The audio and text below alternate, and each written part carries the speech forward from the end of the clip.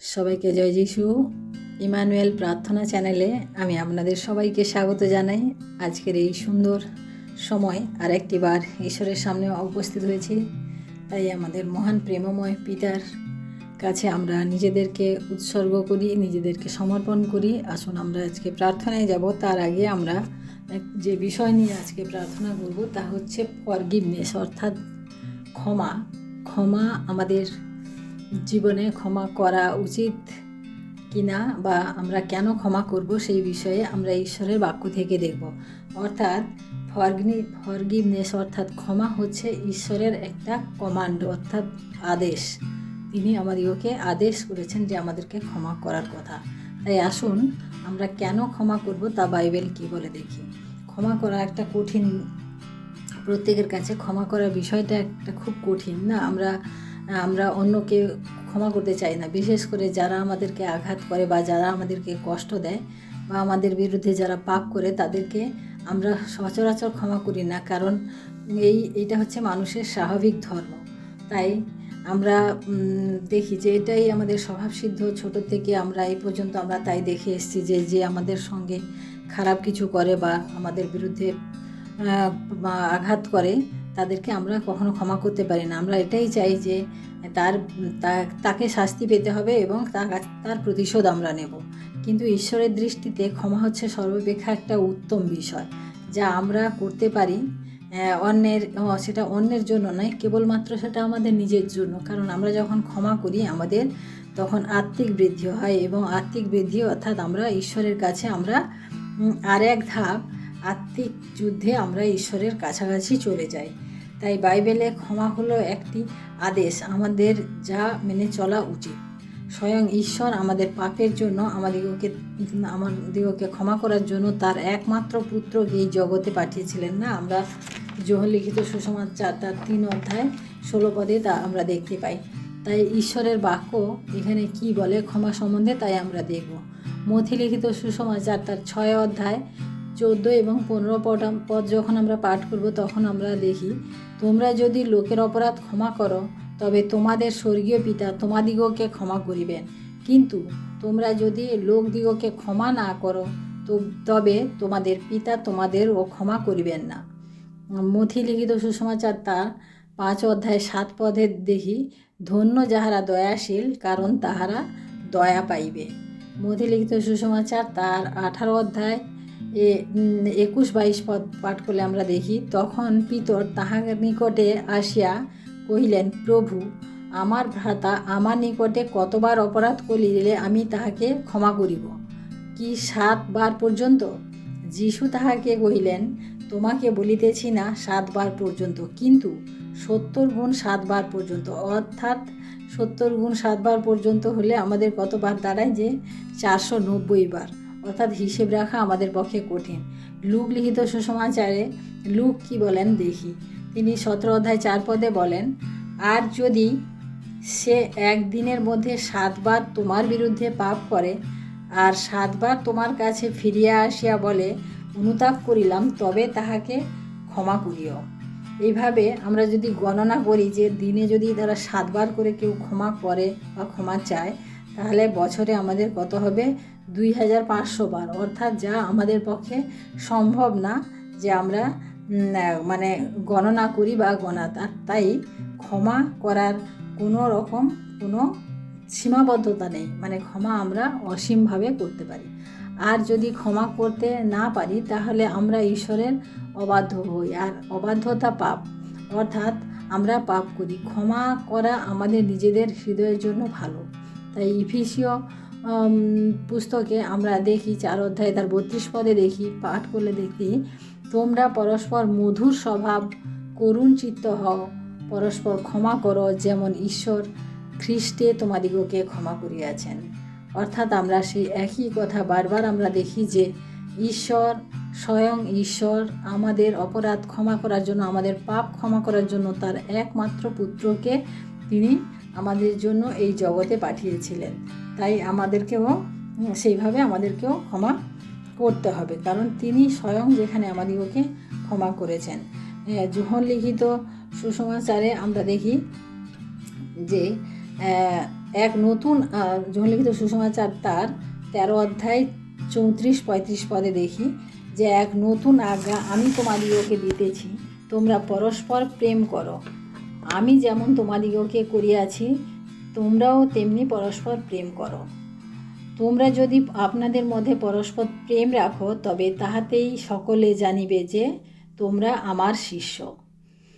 অর্থাৎ ঈশ্বর আমাদিগকে এইভাবে বসবাস করতে বলেছেন যে একে অপরের সাথে প্রেমপূর্ণভাবে। আমরা একসাথে বাস করতে গেলে আমাদের অনেক সমস্যা আসবে, অনেক কথাবার্তাতে অনেক মিল থাকবে না, কিন্তু তা বলে আমাদেরকে অন্যকে আমাদের ক্ষমা করা, রাগ করা এগুলো আমাদের উচিত না। সেই জন্য এখানে বলেছে যে পরস্পর আমরা মধুর স্বভাব এবং করুণ চিত্ত হই, যাতে আমরা পরস্পরকে আমরা ক্ষমা করতে পারি। আমরা আরেকটি বাইবেল পদ আমি পাঠ করব।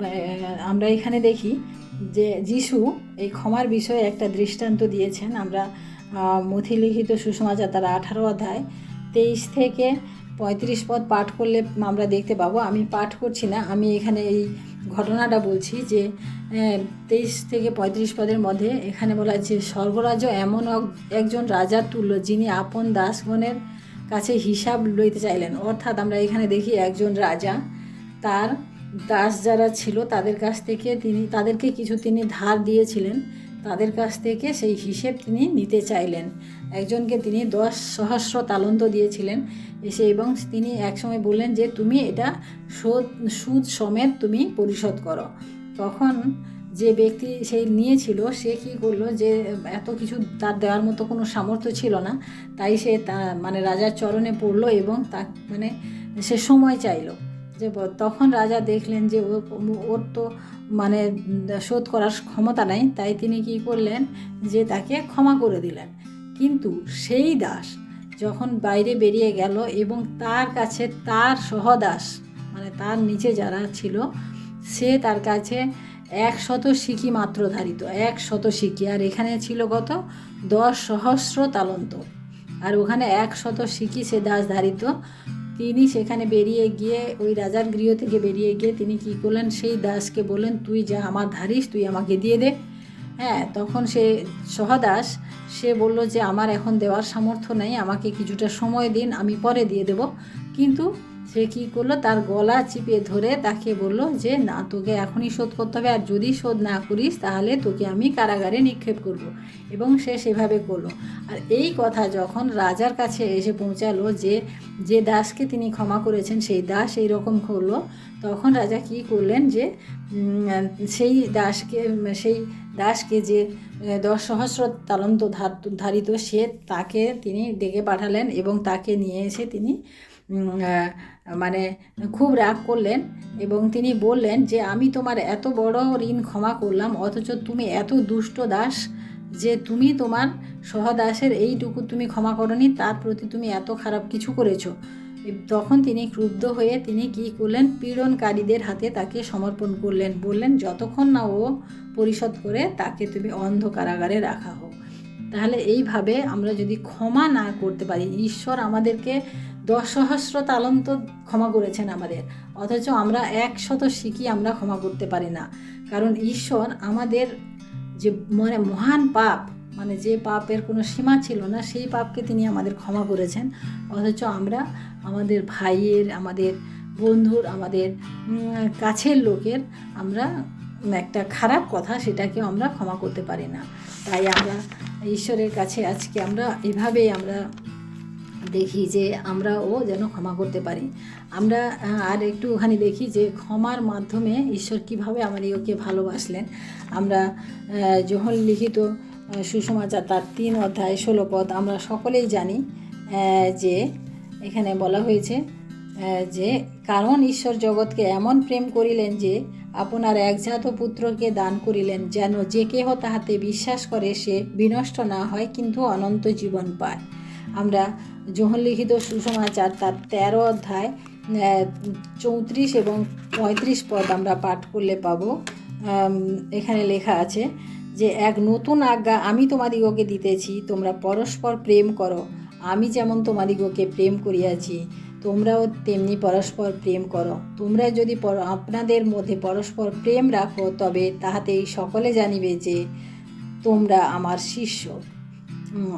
আমরা এই সমস্ত বাইবেল পাঠ পড়লে আমরা ক্ষমার বিষয়গুলি ঠিকঠাক করে জানতে পারি।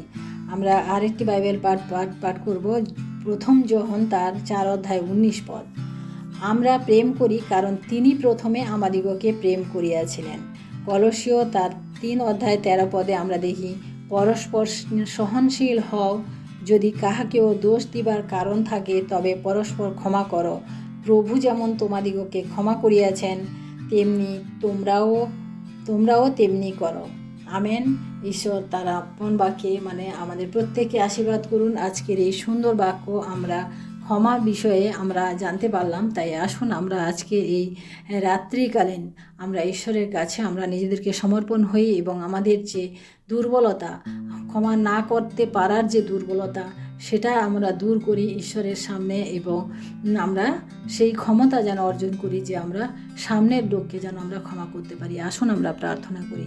Hallelujah, hallelujah, hallelujah. মহান প্রেমময় পিতা, তোমার মহান নামে ধন্যবাদ প্রশংসা করি। প্রভু, তুমি গৌরবের ঈশ্বর, প্রতাপের ঈশ্বর, মহিমার ঈশ্বর এবং সর্বোপরি তুমি প্রেমের ঈশ্বর। তুমি আমাদিগকে এমন প্রেম করেছো যে তোমার একমাত্র পুত্রকে তুমি আমাদের জন্য দিয়েছিলে প্রভু।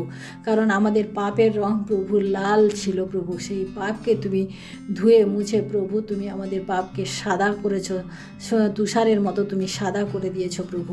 তাই গো প্রভু, আমরা মানুষ হয়ে প্রভু গো, তুমি ঈশ্বর হয়ে তুমি আমাদেরকে ক্ষমা করেছো, কিন্তু আমরা মানুষ হয়ে মানুষকে ক্ষমা করতে পারি না।